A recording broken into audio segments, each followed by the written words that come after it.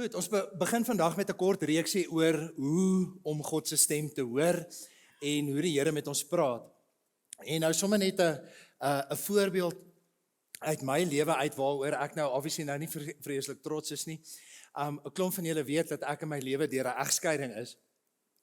Maar ek wil so 'n bietjie ietsie vertel oor voor die tyd. Ek het nou teologie geswat. Ek kom nou uit 'n redelike tradisionele kerk uit.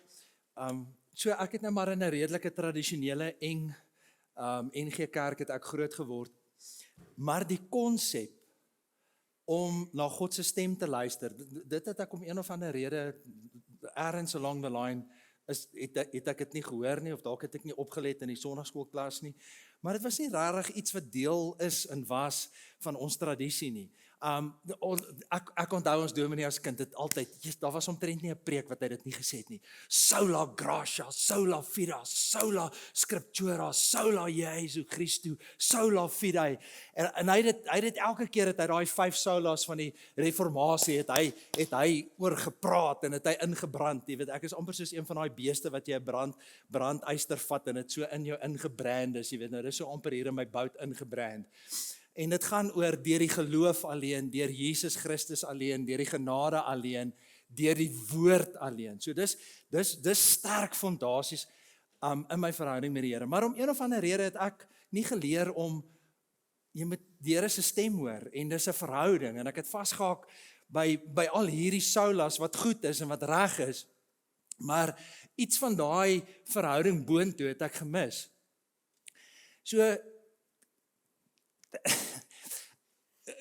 kan jy dink dat jy so super intelligent is, jy swat teologie en die gedagte kom nie eers by jou op om te bid, trou jy met die regte vrou of nie?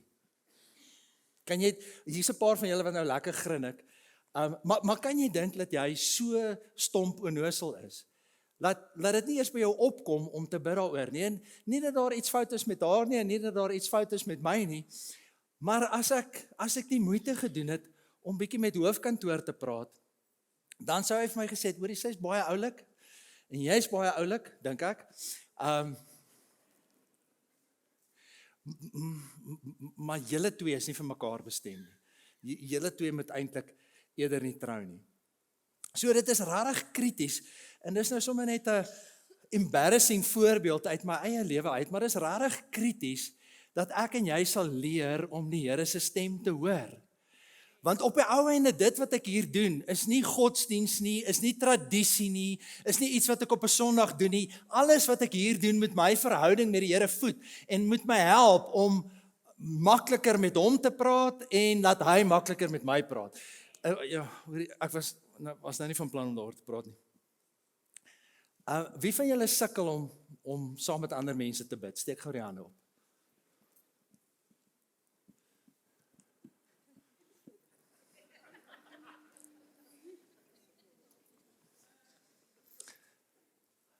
Ek gee nie om of jy al 20, 30 of 40 jaar in hierdie kerk sit nie. Maar as dit vir jou moeilik is daar 'n probleem. There's a problem.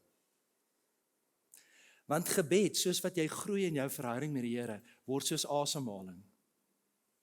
Dis veronderstel om die natuurlikste ding, dis hoe dit veronderstel is om te wees. So alles wat ons hier doen, ek praat met hom en hy praat terug. Anders is dit 'n monoloog of 'n preek. So dis krities dat ek en jy sal leer om God se stem te hoor. En hoekom? Nommer 1, want as jy nie sy stem hoor nie, en jy ken hom nie in die besluite wat jy maak, en dan is jy nou so doef soos wat ek was, en dan maak jy verkeerde keuses. So as jy, en moenie nie die Here se aangesig opsoek wanneer jy groot besluite moet maak. Dit moet 'n lewenstyl wees om met die Here te praat oor die besluite en die keuses wat jy moet maak. Hy sê in Jesaja 30, wanneer jy links afwyk of regs afwyk, sal jy 'n stem agter jou hoor wat vir jou sê, hier is die pad, loop hier langs. En dan sê die woord, as jy hom ken, sal jy sy stem hoor. So Christendom impliseer verhouding impliseer gesprek, wederwysige kommunikasie, ek met hom en hy met my. So, baie belangrik. Matteus 7 sê vir ons, nie elkeen wat vir my sê, Here, Here, sal in die koninkryk van die hemel ingaan nie, maar net hy wat die wil doen vir my Vader wat in die hemel is. Baie sal daardie dag vir my sê, Here, Here, het ons dan nie in U naam gepreek, deur U naam bose geeste uitgedryf, deur U naam wonders gedoen, deur U naam geprofeteer, en wat ook al nie. Dan sal ek openlik vir hulle sê, ek het julle nooit geken nie. Om die Here te ken impliseer verhouding impliseer gesprek, wat impliseer ek praat met hom, maar ek hoor ook sy stem. So dis krities dat ek sal leer om die Here se stem te hoor. Ek wil sommer net gou hoor. Klomp vragies. Wie van julle sukkel om die Here se stem te hoor? Steek gou julle hand op. Okay, nou is almal bang om hulle hand op te steek. Steek op. Alright. Goed. Wie van julle sal graag die Here se stem beter wil hoor? Steek gou julle hand op. Okay, dit behoort die hele gemeente te wees. Okay. So diep in die twee wat hulle het dit om onder beheer. Wie van julle voel teen hierdie tyd moes jy die Here se stem al beter gehoor het? Jy moes die Here se stem al beter kon gehoor het. Okay. Right. Wie het God se stem gereeld gehoor en nou ewe skielik hierdie stem stil geraak? Okay, alright. Nou wil niemand hulle hande opsteek nie, alright. Okay, steek gou die hande op, laat ek net gou gesien vir wie is dit, die haal af die hande. Nou, met die laaste een, skus. Vir wie is dit easy peasy pudding pie, makliker as om uit 'n boom uit te val? Vir wie is dit easy peasy? Erna sê partykeer. Okay, alright, hier so diep in die 3. Alright, so hierdie preek neem ek aan en hierdie reeksie is dan vir almal van ons. Okay, Johannes sê vir ons, dit verseker ek julle, wie nie deur die hek in die skaapkraal ingaan nie, maar van 'n ander kant af inklim, is 'n dief en 'n rower. Maar hy wat deur die hek ingaan, is die skape se herder. Vir hom maak die hekwagter oop. Die skape luister na die herder se stem. Hy roep sy skape op hulle name en hy lei hulle uit. Wanneer hy al sy skape uitgebring het, loop hy voor hulle uit en die skape volg hom. Omdat hulle sy stem ken. Hulle sal nooit 'n vreemde volg nie, maar van hom af weghardloop, omdat hulle nie die stem van die vreemdes ken nie. En ons leef in 'n wêreld, daar's baie stemme van buite af wat op jou inwerk. Ons het 3 stemme wat konsekwent met ons praat. Ek het my eie gedagtes, ek het die duiwel wat met my praat, en ek het ook die Here wat met my praat. So daar's 'n klomp stemme wat op my inwerk, maar ek moet leer om die herder se stem te herken, en sy stem te hoor, en dit is 'n kenmerk van 'n verhouding met my. Nou die dag het ons 'n discovery sessie, en ons gesels 'n bietjie, en die persoon sê vir my, hoorie, Jesus, maar ek wil leer, en ek wil groei, en ek wil meer weet. Great. Maar belangriker as die leer en die groei en die kennis en die Bybelkennis is om God se stem te hoor. So belangrik, jy moet aan daai deel moet jy werk.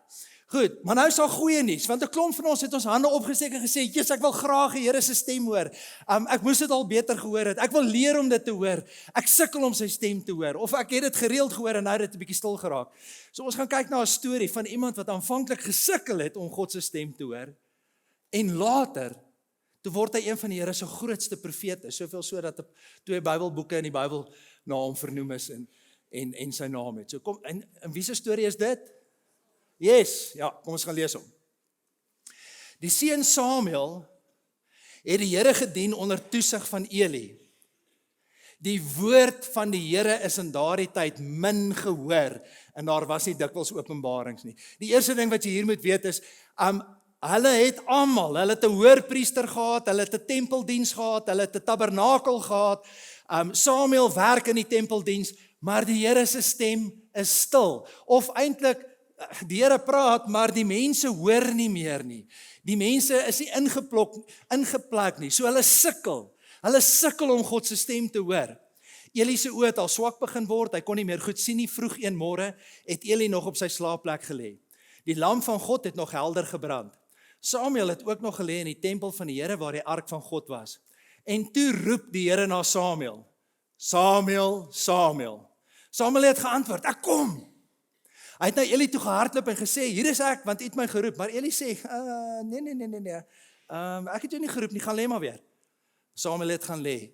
Die Here het weer na Samuel geroep en hy het opgestaan. Na Eli toe gegaan en gesê, hier is ek, want u het my geroep. Toe sê Eli, my seun, ek het nie geroep nie, gaan lê maar weer. Maar Samuel het nog nie die Here geken nie. Onthou nou, wat sê Matteus 7? Die Here sê, jy kan in my naam profeteer, my naam duiwels uitdryf, my naam siekes genees, my naam dit, en dan sê die Here, gaan vir my al weg, want jy ken my nie. Maar nou kom die Ou Testament en sê vir ons, maar hoe lyk dit wanneer die Here iemand ken? Of wanneer jy die Here ken? Hier kom sê hy vir ons, maar Samuel het nog nie die Here geken nie, want die woord van die Here was nog nie voorheen aan hom geopenbaar nie. Hy het nie die Here geken nie, hy het vir die Here gewerk, maar hy het nie die Here geken nie, want hy het gesukkel om sy stem te hoor. OK. Die Here het Samuel toe 'n derde keer geroep. Hy het opgestaan na Eli toe gehardloop en gesê, hier is ek, want U het my geroep. Toe besef Eli, nou Eli was oud, en hy het fisies begin blind raak, maar hy was ook geestelik blind. Maar gelukkig het die ou man besef, hier is nou 3 keer wat hierdie kind stemme hoor, en dis heel waarskynlik die Here wat met hom praat. Partykeer het ons ander mense nodig om ons te help op hierdie lewensreis en op hierdie paadjie, nê? OK? So, daar's 'n priester wat hom help. En Eli sê vir Samuel, gaan lê, en as iemand jou weer roep, sê jy, praat Here, U dienaar luister. En ek wil sommer net, terwyl ek dit op die skerm het, die nommer 1, ek wil amper sê, nou nie sê nommer 1 nie, maar een van die belangrikste dinge, wat jy kan doen om God se stem te hoor, is om jou wil neer te lê. Simpel voorbeeld, jy kry 'n werksaanbieding van Sasol en jy kry 'n werksaanbieding van Netbank en nou bid jy en nou wil jy by die Here hoor, watter een van hierdie twee moet ek vat? Maar jy het eintlik hier in jou hart, het jy nou al besluit, Sasol, yes, beter salaris, 'n nulletjie aan die cheque, 'n lekker hoekkantoor, beter byvoordele, gaan 'n groter kar koop, beter medies, beter pensioen en al daai goeders. En jy het eintlik in jou hart, het jy hier al besluit, voor jy begin bid, besluit jy, nee, ek gaan die Sasol job vat, staf Netbank. Maar nou gaan bid jy. En jy gaan sê, Here, Here, Tenel het in die kerk gesê, ons moet bid oor die besluite wat ons maak. Jy het lank al hier in jou hart besluit, Sasol, dis die jobbie wat ek gaan vat. As jy nie jou wil neer lê, voor jy oor iets bid nie, gaan jy hoor wat jy wil hoor. En ek kry te skaam om stories uit my lewe uit te deel waar ek al dit gedoen het. En dan hoor jy wat jy wil hoor. Ons is as gemeente op 'n punt wat ons moet besin oor ons mooi dink saam met die kerkraad oor ons paadjie vorentoe. Ons laaste vergadering het moes almal 'n bietjie gaan bid en hoor. En ek het 2 incredibly sterk opinies. 'n Opinie oor in hierdie rigting en dan net so 'n sterk opinie in daai rigting. 2 wat in my lyf leef. 2 baie uiterste sterk opinies in 2 teenoorgestelde rigtings. Maar ek moes voor die tyd, voor die vergadering, moes ek vir die Here gaan sê, Here, ek lê my wil neer. En wat U sê, sal ons dan doen. So dis baie belangrik om jou wil neer te lê. Hy sê hier, praat Here, U dienaar luister, lê jou wil neer. Alright, Samuel het toe gegaan, op sy slaapplek gaan lê, die Here het gekom en gaan staan en soos die vorige kere geroep, Samuel, Samuel.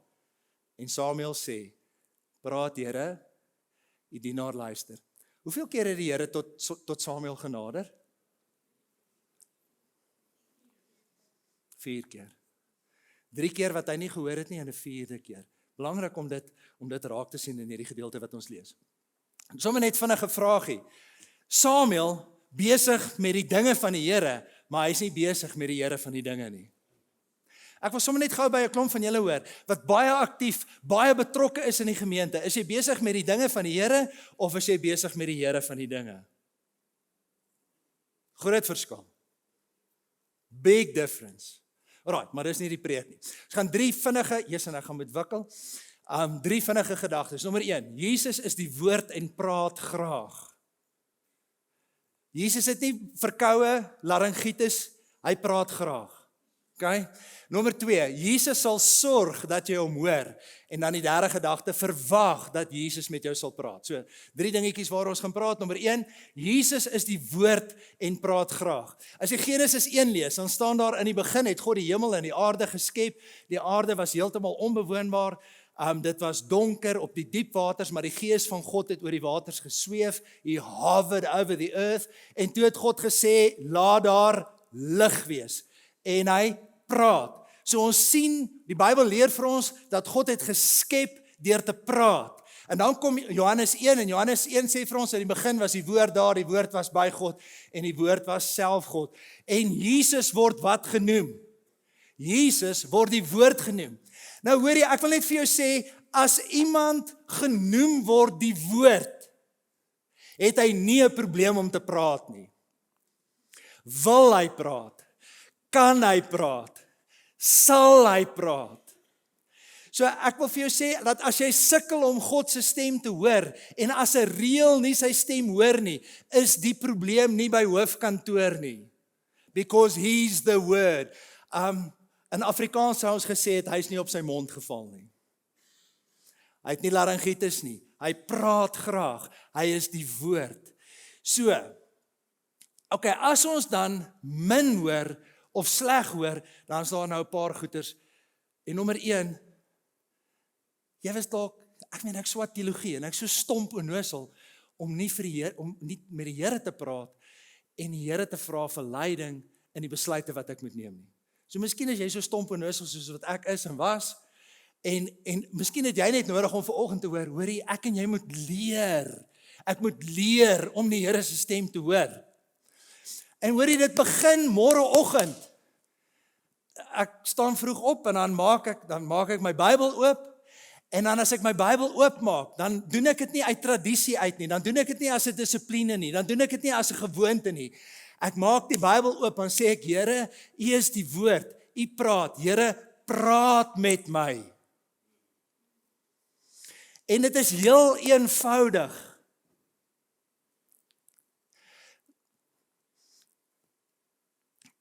Wie van julle het al na preke geluister?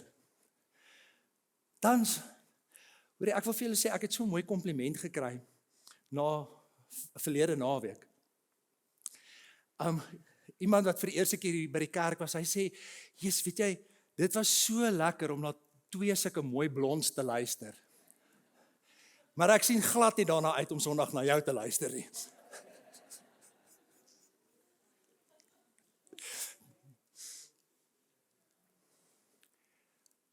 Wie van julle het al na preke geluister? Dan wat daar ou daarvoor, wie ook al preek. En dan ewe skielik is daar 'n stukkie skrif, of 'n Bybelversie, of 'n sinnetjie, en dan slat dit jou soos 'n vyshou hier tussen die oë. Wie van julle het dit al beleef? Dan praat die Here met jou, dis jou preek. Dis God wat met jou praat. Môreoggend, maak jou Bybel oop, lees, totdat daar 'n sin, 'n frase, 'n teksvers is wat jou tref, wat jou soos 'n vyshou hier tussen die oë slaan, dan weet jy dat jy weet, God het met jou gepraat. En dan kan jy eintlik maar daar stop, en dan bid jy oor daai gedeelte, en dan soek jy vir 'n geleentheid om dit binne 48 uur te doen, en I guarantee you, jy sal 'n geestelike reus word in 'n kort tydjie, en jy sal God se stem goed hoor. Right, so jy kan leer om God se stem te hoor, baie belangrik. Die seun Samuel het die Here gedien onder toesig van Eli. Die woord van die Here is in daardie tyd min gehoor. Daar was nie dikwels openbarings nie. Hoekom was die stem min gehoor? Julle ken die agtergrond, Eli is die hoërpriester, maar hy het 2 kettiekoppe vir seuns. En hulle jaag aan, en hulle steel die offervleis, en hulle slaap saam met die mooi girls by die tempel. En hulle jaag aan, hulle sondig, hulle leef 'n sondige, skewe lewenstyl. 'n Profeet kom na Eli toe en spreek hom aan daaroor en sê, "Hey, jy slap. Jy is nie besig om te adresseer wat hier onder jou neus en onder jou dak aan die gang is nie. Jy moet dit uitsort." En as gevolg daarvan, maar Eli doen niks. Hy dissiplineer nie sy kinders nie. Hy dissiplineer nie sy seuns nie. En weet julle wat is die resultaat daarvan? Die stem van die Here word stil. Ma en pa, ek wil sommer net gou by jou hoor, wat gaan aan onder jou dak? Want as jy sonde toelaat onder jou dak, gaan die Here se stem stil raak. En dis miskien 'n klomp van julle se preek vandag. Wat gaan aan onder jou dak? Wat weet jy is sonde wat onder jou dak plaasvind? Jy is die geestelike autoriteit daar, nie ek nie, jy is. En as jy die sonde daar toelaat, word die Here se stem vir almal stil. Vir die huishouding, vir daai familie. Sonde maak dat God se stem stil raak. So hoekom hoor ons nie God se stem nie? Die arm van die Here is nie te kort om te help en sy oor nie te doof om te hoor nie. Dis julle oortredinge wat skeiding gebring het tussen julle en julle God. Dit is julle sondes wat maak dat hy hom nie aan julle steur nie. Hier kom sê die Here, hier kom sê die woord, God kan praat. Sy oor is nie te ver nie, sy hand is nie te ver nie. Hy sê maar sonde maak, laat ons hom nie hoor nie en laat ons antwoorde nie deurkom nie. So, waaroor voel jy skuldig? Waaroor spreek jou gewete jou aan? Daai goeters moet jy adresseer. Daai goeters moet jy bely. Daai goeters moet jy laat staan sodat jy God se stem kan hoor. Sonde bring skeiding en afstand tussen ons.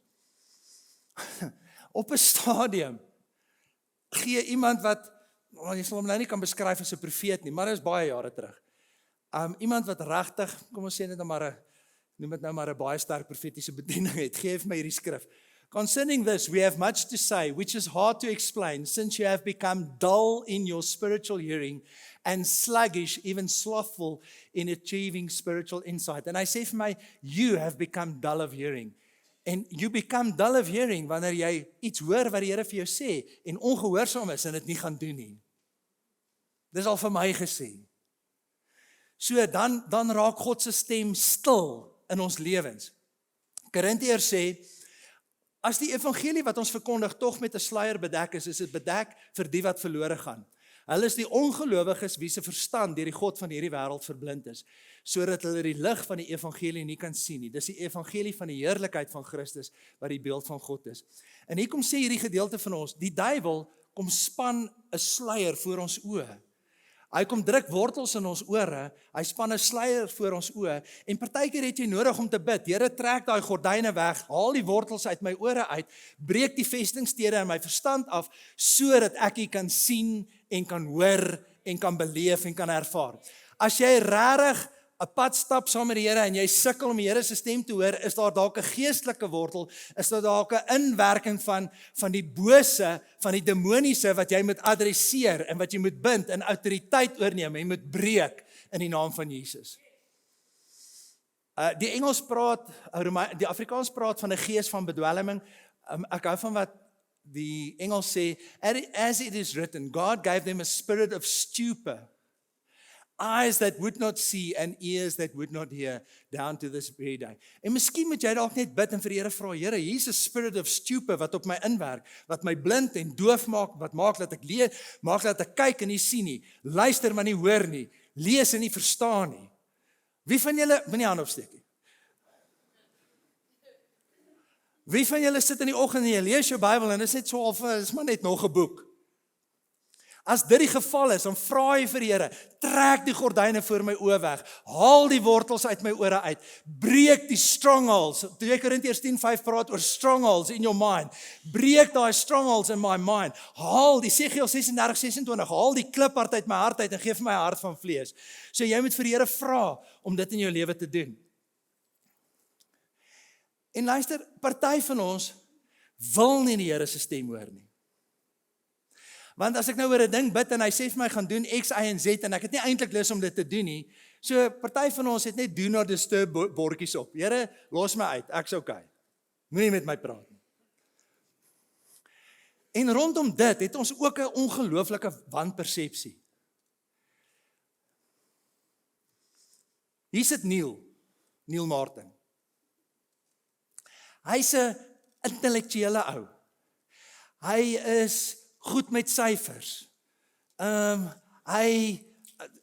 Ons kan nou 'n klomp goedjies daar rondom sien. Iets wat hy nie is nie, is goed met sy hande. Okay. Okay, kom ons rephrase. Jy is nie 'n motorwerktuigkundige nie. En nie dat daar iets fout, prys die Here vir motorwerktuigkundiges, dankbaar vir hulle. Maar die Here gaan jou nie roep om sendingwerk in Timbuktu te gaan doen onder die motorwerktuigkundiges nie, want dis nie hoe jy aan mekaar gesit is nie. Maar daar sit Gerard, en Gerard is ongelooflik, jy is ook goed met jou hande, maar hy is ongelooflik goed met sy hande.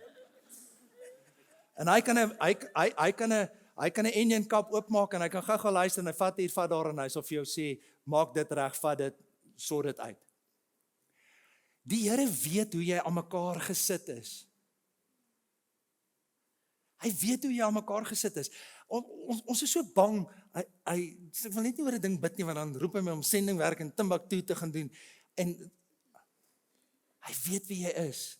Hy weet hoe jy funksioneer, hy weet hoe jy aan mekaar gesit is, hy weet waaroor jy passievol is, hy weet waarin jy goed is, hy weet wat jy geniet, en hy gaan jou heel waarskynlik hy gaan jou heel waarskynlik roep rondom dit.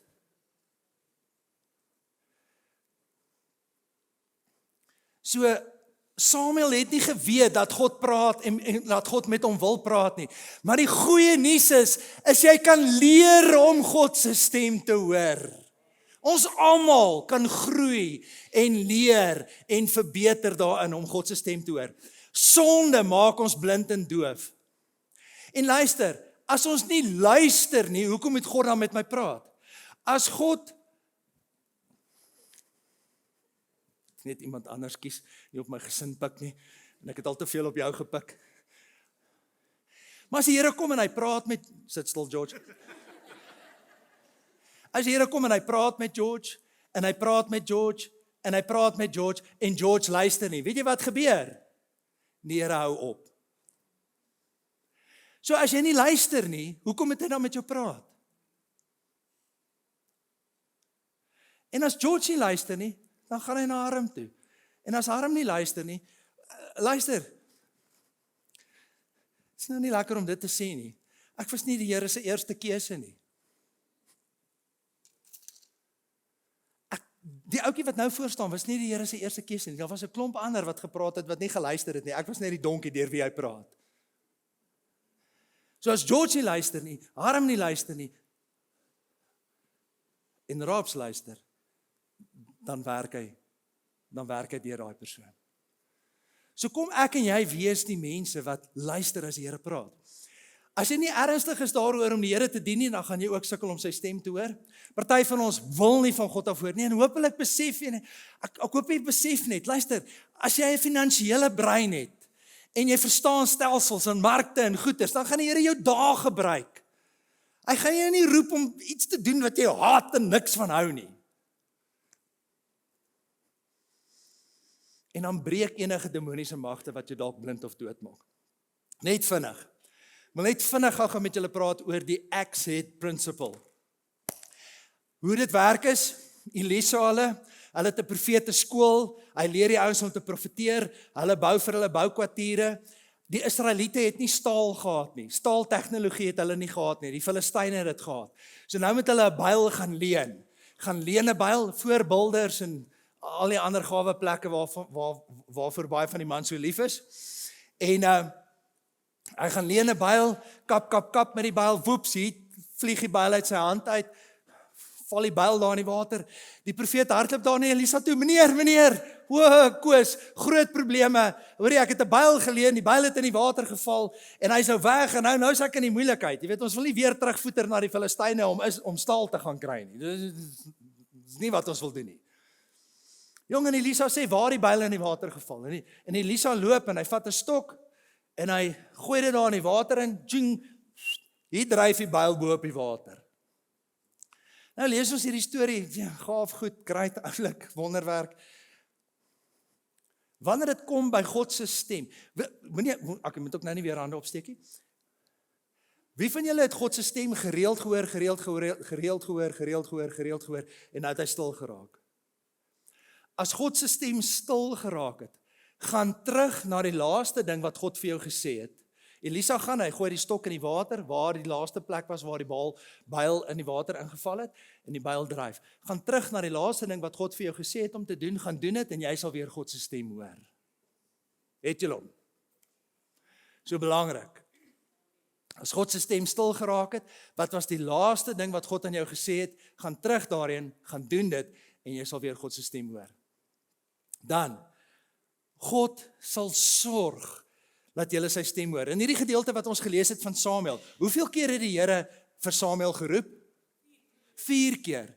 Hy het nie 1 keer geroep toe hou hy op nie, hy het nie 2 keer geroep toe hou hy op nie, hy het nie 3 keer geroep nie, hy het 4 keer. God het aanhoudend uitgereik na hom toe, totdat Samuel sy stem gehoor het en sy stem herken het.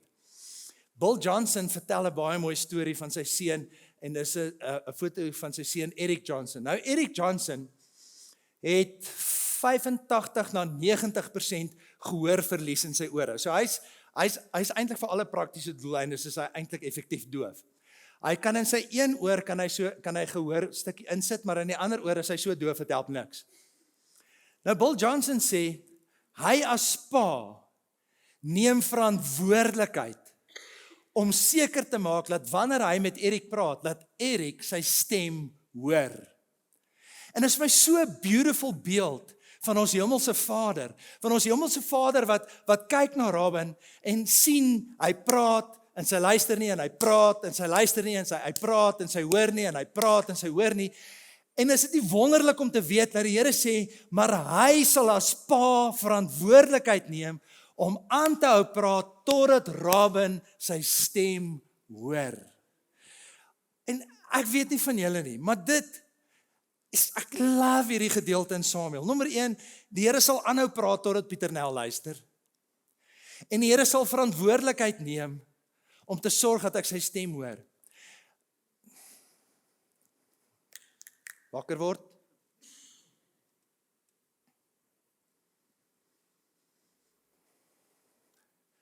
Moenie fokus op hoe sleg jy God se stem hoor nie.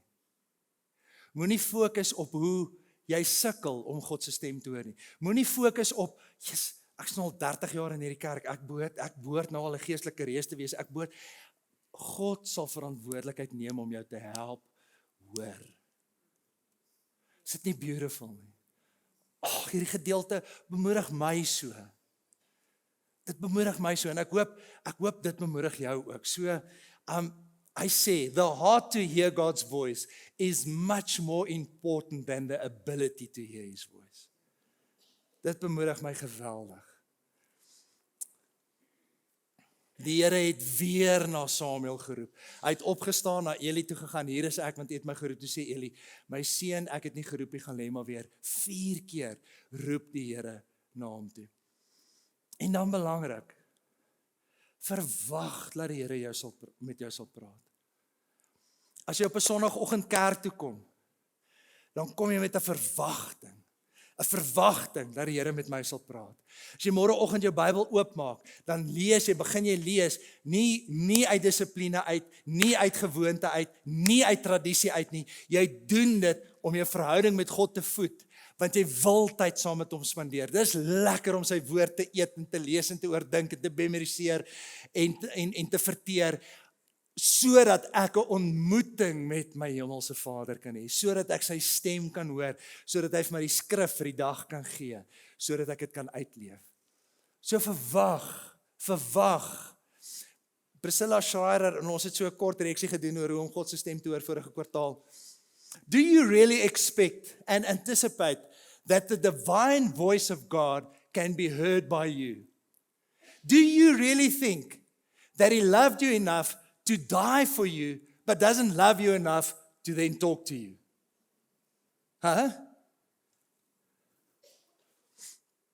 There are so many people who say they have a personal relationship with God, but they don't really think that they can hear God's voice. Hoorie, as hy seun vir jou gesterf het, hoe sal hy dan nie met jou wil praat nie? So is belangrik. En die besluite wat ek moet maak in my verhouding met hom, om sy stem te hoor en 'n pad saam met hom te stap. Efesiërs sê, consequently, you are no longer foreigners and strangers, but fellow citizens with God's people and also members of His household, built on the foundation of the apostles and the prophets, with Christ Jesus Himself as the chief cornerstone. Therefore, you are no longer outsiders, exiles, migrants, aliens, excluded from the rights of citizens, but you now share citizenship with the saints, God's own people, consecrated, set apart for Himself, and you belong to God's own household. Skiet, daai vers 19 kom uit die Amplified uit, soos wat julle seker gesien het. Die eerste gedeelte kom uit die NIV uit. Maar is dit nie mooi nie? Ons het nou 'n paar keer vir mekaar gesê, okay, Pieter Nel prakties. Ons sal in die reeks 'n paar ander deel. Nommer 1, God praat deur sy woord. Dis in lyn met sy woord. In lyn met sy woord en in lyn met sy karakter. Ons het dit vir mekaar gesê, as jy groot besluite moet maak, en daar's verskillende opsies op die tafel, lê jou wil neer, sodat jy sy stem kan hoor. En dan, luister na jou gewete. Timoteus sê vir ons, hou vas aan die geloof, behou 'n goeie gewete, omdat sommige hulle gewete onderdruk het hulle geloof skibreek gelei. Hierdie stemmetjie, het julle al daai stemmetjie gehoor? Pieternel, los my. Luister na daai stemmetjie, want as jy hom aanhoudend stil maak, en stil maak, en stil maak, dan word hy nader aan permanent stil.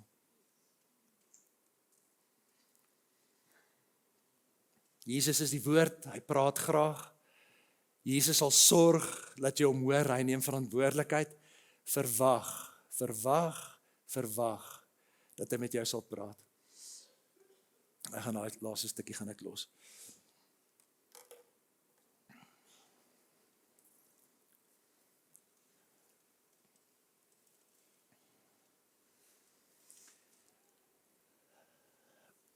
Ons Vader wat in die hemel is. Here, dankie dat ons kan weet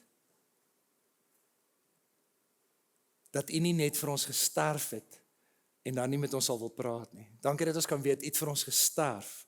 Ons het dit verlede naweek het ons dit gevier. En dankie dat U woord sê, as ek my seun gegee het, as ek my alles gegee het, hoe sal ek dan nie met jou wil praat nie?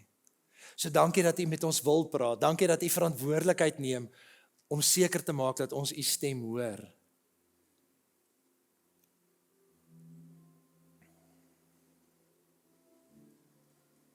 Maar Here, dankie. Dankie dat ons ook kan leer en kan groei. Hier Samuel, by die tempel, werk vir die Here, doen die offers, maak die opofferings, maar hy het nooit geleer om die stem te hoor nie. En Here, party van ons is baie religious. Kom kerk toe, doen die dissiplines, lees my Bybel, gee my tiendes, En Here, maar ons het nooit geleer om 'n persoonlike verhouding met U te hê nie. En Here, daarom wil ek kom vra, kom breek elke godsdienstgees oor ons. Kom breek elke stukkie religion van ons af, sodat ons U stem kan hoor.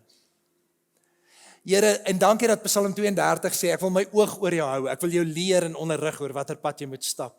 Here, dankie vir Jesaja 30 wat sê, as jy links of regs afwyk, sal jy 'n stem hoor wat sê, hier is die pad, loop hier langs.